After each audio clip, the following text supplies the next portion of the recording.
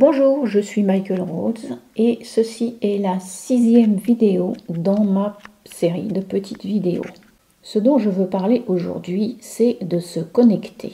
Les gens ont un grand besoin de se connecter les uns avec les autres. Ils le font à travers les médias, ce qui est un moyen assez violent. Et c'est ainsi que nous nous connectons les uns avec les autres. Mais il y a une connexion que nous avons perdue. Enfin, deux en réalité, deux connexions fondamentales que nous avons perdues. Nous avons perdu notre connexion avec nous-mêmes, le nous-âme. Nous sommes en connexion avec la partie personnalité de nous-mêmes, mais tellement de gens ont perdu cette connexion avec eux, l'âme. Et il y a du danger là-dedans. Et puis nous avons perdu notre profonde connexion avec la nature. C'est un peu comme si nous avions l'idée qu'il y a l'humanité d'un côté et la nature de l'autre. Et cela n'est pas comme ça.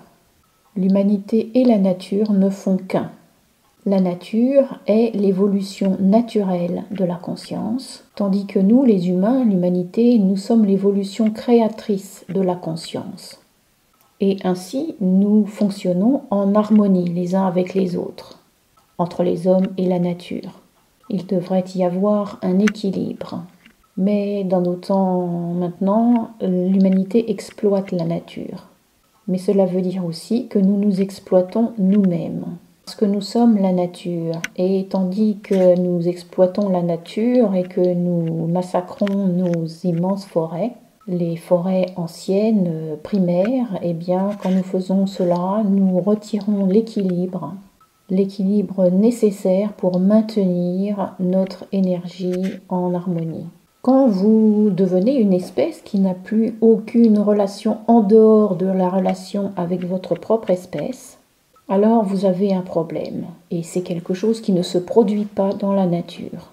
La nature, dans son propre environnement, interagit avec pratiquement tout ce qu'elle a autour d'elle. La nature est connectée, mais nous ne sommes plus connectés. Par exemple, quelle est la dernière fois où vous avez marché sur la planète Terre en étant connecté avec ce que vous faisiez vraiment? Quelle est la dernière fois où vous avez marché en conscience, sur l'herbe ou même tout simplement sur le bitume? Quand avez-vous marché en conscience, conscient de votre connexion avec la Terre? Quand vous faites cela, vous réalisez qu'il n'y a qu'une seule Terre, une seule planète. Même si nous l'avons divisée en pays, en régions, en villes, en mer, en océan, pour la planète, il n'y a qu'une seule Terre. Et peu importe où vous marchez en réalité sur la planète tout entière. La planète n'a aucune notion de séparation et d'être éclatée en petits morceaux. Avez-vous déjà envisagé, quand vous marchez sur la Terre, que vous marchez en réalité sur la Terre tout entière et que la planète, la Terre tout entière a conscience de vous? Si c'est ce que vous pensiez, eh bien c'est ce qui est la réalité. Et dans notre rêve subconscient, en fait, nous marchons sur la Terre sans nous rendre compte vraiment de ce que nous faisons. Voilà quelque chose d'autre qui est assez effrayant. Quand vous êtes sur la Terre, que vous marchez sur la Terre de manière subconsciente, eh bien, vous n'avez aucune relation avec la planète et elle n'a aucune relation avec vous. Parce que tout est conscience. Et quand vous êtes subconscient, vous n'êtes pas pleinement conscient. La Terre et toute la nature sont pleinement conscients. C'est certain, elle n'a pas la capacité de grandir en intelligence. Elle n'a pas notre capacité créatrice, mais elle est pleinement consciente. Donc, quand vous marchez sur la Terre et que vous n'êtes pas pleinement conscient, eh bien, vous brisez la relation. Et c'est le cas pour pratiquement l'intégralité de l'humanité. Je pense qu'il y a peut-être 10 à 20% des gens qui sont très conscients et très connectés et qui ont conscience de ça. Alors, il y a aussi les jardiniers, et moi je suis un jardinier qui adore ça. Et les jardiniers qui aiment jardiner ont ce qu'on appelle la main verte. Ça, c'est de l'amour. La main verte, c'est aimer son jardin, aimer ses plantes, aimer ce qu'on fait.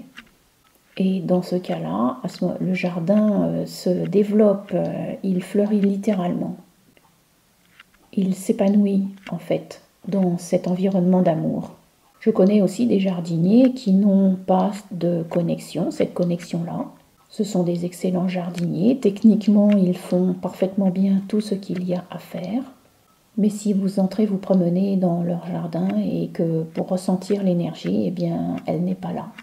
C'est parce qu'il n'y a pas d'énergie connectée entre le jardin et le jardinier. C'est courant, mais pas forcément très courant, que la même chose se produise dans les jardins publics où des personnes sont payées pour s'occuper du jardin. Et beaucoup des gens qui s'en occupent n'aiment pas ce qu'ils font, mais ils le font parce qu'ils doivent bien faire quelque chose pour gagner leur vie. Mais il y en a où ça se passe, où le jardinier est bien connecté, j'en connais. Alors cette connexion, elle est pour vous. Est-ce que vous pensez, si vous vous connectez avec la Terre, qu'elle va devenir meilleure grâce à vous? Eh bien, en réalité, oui. Et est-ce que vous pensez que vous allez être rendu meilleur par cette connexion avec la Terre et par la Terre? Eh bien, là encore, la réponse est oui. Parce que quand vous vous connectez, vous n'êtes plus dans cette illusion de séparation, dans laquelle nous nous percevons tous comme séparés les uns des autres, séparés aussi de la vie, une manière de percevoir la vie comme quelque chose qui nous est extérieur. Et tout cela, ça ne fonctionne pas parce que la séparation n'existe pas. Il n'y a pas d'isolement ou d'isolation parce que la vie n'est pas à l'extérieur. Il n'y a pas d'extérieur. Vous êtes le monde, vous êtes toute l'humanité, vous êtes la nature. Vous êtes l'univers, donc il n'y a rien en dehors de ça. Alors ce que nous avons créé, c'est une espèce d'énorme bulle d'illusion au sein de laquelle nous vivons. Et parce que c'est tellement inconfortable de vivre dans ces bulles, alors nous les avons connectées entre elles pour créer ce que j'appelle une réalité consensuelle. Mais ce n'est qu'une illusion et ça ne marche toujours pas. Les gens aujourd'hui, sous l'influence de ce coronavirus, sont en train de mourir d'isolement, de désespoir, de dépression. Et certains même se suicident. La séparation et l'illusion qui provoquent les suicides et la dépression, c'est le numéro 1 des décès aujourd'hui. Et ce n'est même pas réel. C'est quelque chose d'absolument incroyable. Ce n'est pas réel. Nous sommes prévus et destinés à être connectés. Il y a une seule conscience. Alors nous avons séparé nos consciences et en même temps nous ne le pouvons pas. Nous avons dû créer cette illusion de séparation. Parce qu'il n'y a qu'une seule conscience et c'est vraiment impossible d'en être séparé. Quand vous vous connectez, vous ressentez soudain la clarté. Vous ressentez votre pouvoir intérieur. Vous ressentez un sentiment très très profond d'être à la maison. Moi j'ai quitté l'école très tôt, je n'ai absolument rien appris de tout ça à l'école. Mais quand j'ai atteint environ 35 ans, je me suis attachée à cette question dont je voulais la réponse. Qu'est-ce que c'est la vie? Et ça, c'est devenu ma mission.